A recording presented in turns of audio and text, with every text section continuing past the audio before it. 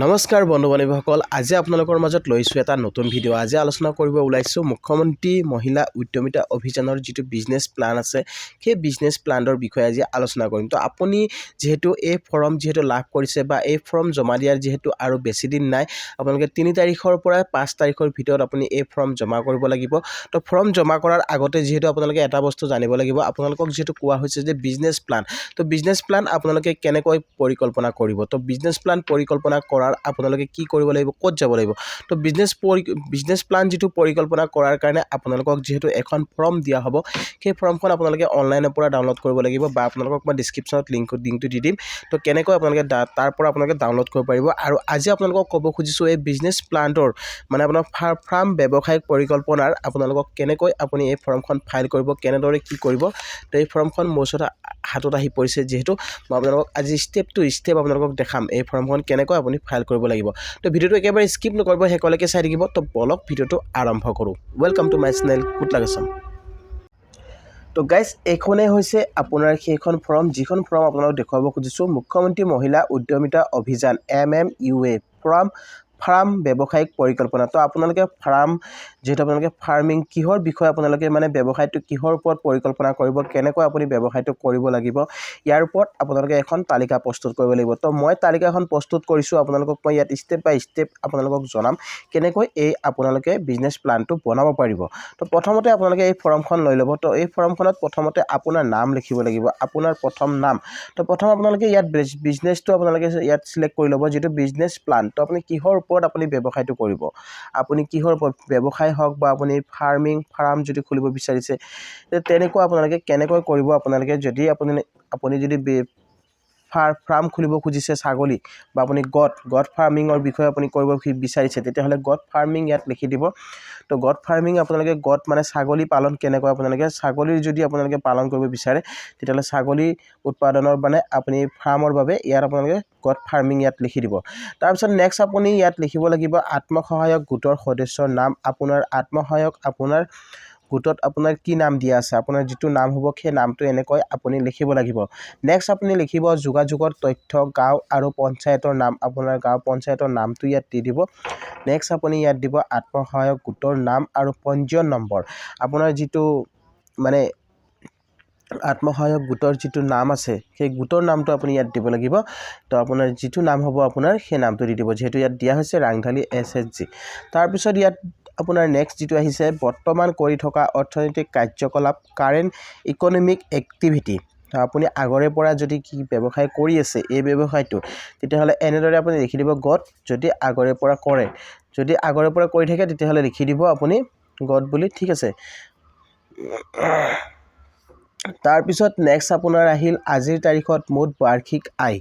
যিহেতু আপোনালোকক এতিয়াৰ পৰা আপোনালোকে যিটো তাৰিখ হ'ব সেই ডেটটো ধৰি আপোনাৰ যিটো বছৰি ইনকাম, সেই বছৰি ইনকামটোৰ বিষয়ে আপোনালোকক ইয়াত লিখিব কৈছে। তো বছৰি ইনকামটো আপুনি ইয়াত দি দিব আপোনাৰ কিমান হ'ব।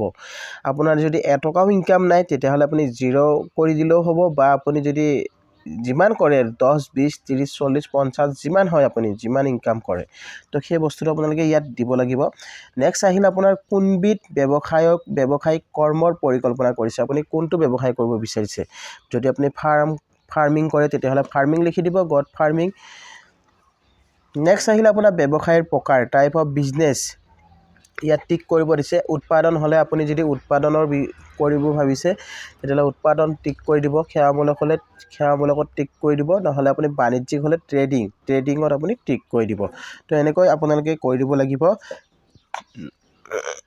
নেক্সট আপোনালোকক ইয়াত দেখুৱাব খুজিছোঁ, এতিয়া আহিল আপোনাৰ কেঁচা সামগ্ৰীৰ নাম, মানে মেটাৰিয়েলছ। তো মেটাৰিয়েলছ আপোনাৰ কি লাগিব, ইয়াত আপোনালোকৰ কি ধৰণৰ মানে আপুনি মেটাৰিয়েলছ ব্যৱহাৰ কৰিব, তো ইয়াৰ ওপৰত আপোনালোকে ইয়াত লিখিব লাগিব। তো গট কিটছ, তো ইয়াত গট কিটছ আপুনি কিমান দিছে, 1500। তাৰপিছত 5, তো ইয়াত আপোনালোকে 5 দেখুৱাব। তাৰপিছত আপোনাৰ কিমান হ'ব, 15, 5 আপোনাৰ 7500 টকা, মানে 7500 টকা আপোনাৰ ইয়াত গৈছে তাৰপিছত ফুডত কিমান টকা আপোনাৰ খৰচ হ'ব ইয়াত 50 তাৰপিছত ইয়াত 100 মানে আপোনাৰ কিমান হ'ল 5000 তাৰপিছত আপোনাৰ মেডিচিন আহিল মেডিচিন কিমান আপোনাৰ ব্যৱহাৰ হ'ব 100 তাৰপিছত 5 তাৰপিছত 500 টকা তো ইয়াত আপোনাৰ 500 হ'ব তাৰপিছত মেডিকেল সাপোৰ্ট আপোনাৰ কিমান ব্যৱহাৰ হ'ব 200 আৰু ইফালে 4 আৰু ইফালে 800 টকা মানে 200 * 4 আপোনাৰ 800 টকা তাৰপিছত আদাৰ আপোনাৰ কিমান ব্যৱহাৰ হ'ব আদাৰছৰ আপুনি 10 ইয়াত দিলে আপোনাৰ ইউনিট প্ৰাইচত তাৰপিছত ইউনিট ইয়াত আপোনালোকৰ ইয়াত 21 যেটো আপোনালোকৰ ইয়াত দিলে 50 তো আপোনালোকৰ কিমান হ'ল 10 50 ইয়াত 500 তো টোটেল আপুনি ইয়াত হিসাব কৰি দিলে কিমান হ'ব আপোনাৰ 14300 টকা মানে 14300 টকা আপোনাৰ টোটেল যেটো ইনভেস্ট হ'ব তো ইয়াত আপোনালোকৰ আহিল পুঁজিৰ সামগ্ৰীৰ তথ্য ফান্ড ডিটেইলছ MMUA অনুদানৰ যেটো আপোনালোকৰ ইয়াত টোটেল আপোনালোকক যেটো দিয়া হ'ব গোটৰ পৰা আপুনি 10000 টকা পাব 10000 টকাটো আপুনি লাভ কৰিব নেক্সট আপোনাৰ কিমান টকা ইয়াত ইনভেস্ট হৈছে 4300 টকা আপোনাৰ ইনভেস্ট হৈছে তো টোটেল আপোনাৰ কিমান হ'ল 10300 টকা আপোনাৰ টোটেল ইনভেস্ট কৰা হৈছে যেটো আপোনাৰ 4300 টকা আপোনাৰ নিজা যেটো আপোনাৰ নিজৰ ফালৰ পৰা আপোনালোকৰ যেটো ইনভেস্ট কৰিব লাগিব তাৰ পিছত আপোনালোকে নিশ্চয় এই পইচা আপোনালোকে লাভ কৰিব নেক্সট আপোনালোকক আৰু দিয়া হ'ব যেটো তাৰ পিছত আপোনাৰ ইয়াত আহিল গোট মিট মানে ছাগলীৰ মাংস কিমান ব্যৱহাৰ হ'ব যেটো আপোনাৰ 40 তাৰ আপোনাৰ ইয়াত গড় বিক্ৰী কিমান হ'ল 700 তো 40 * 700 আপোনাৰ কিমান হ'ল 28000 মানে 28000 টকা আপোনাৰ ইয়াত যেহেতু বছৰি আপোনাৰ মানে মুঠ বিক্ৰী মানে আৰ্নিং তো এটো আপোনালোকৰ যেহেতু ইয়াত লিখিব লাগিব এনেকৈ আপোনালোকে বিজনেস যেটো প্লান আছে এই বিজনেস প্লানৰ যেটো ফৰ্ম আছে সেইখন আপোনালোকে ফাইল কৰিব তো এই ফৰ্মটো আপোনালোকে এনেকৈ আপুনি বিজনেস প্লানটো বনাওক এনেকৈ বনাব লাগিব ইয়াৰ পিছত আপোনালোকে এই ফৰ্মখন আপোনাৰ যেটো ফৰ্ম আছে আত্মসহায়কৰ যেটো গোটৰ ফৰ্ম আছে সেই ফৰ্মখনৰ লগত আপুনি জমা কৰি দিব লাগিব তো গাইজ নিশ্চয় আপোনালোকে বুজি পালে কেনেকৈ আপুনি এই ফাৰ্মৰ যেহেতু এই বিজনেস ব্যৱসায়িক যেটো পৰিকল্পনা আছে সেই ব্যৱসায়িক পৰিকল্পনাটো আপোনালোকে কেনেদৰে প্ৰস্তুত কৰিব তো এনেকৈ আপুনি প্ৰস্তুত কৰিব লাগিব তো আই হোপ আপোনালোকে নিশ্চয় ভিডিওটো বুজি পালে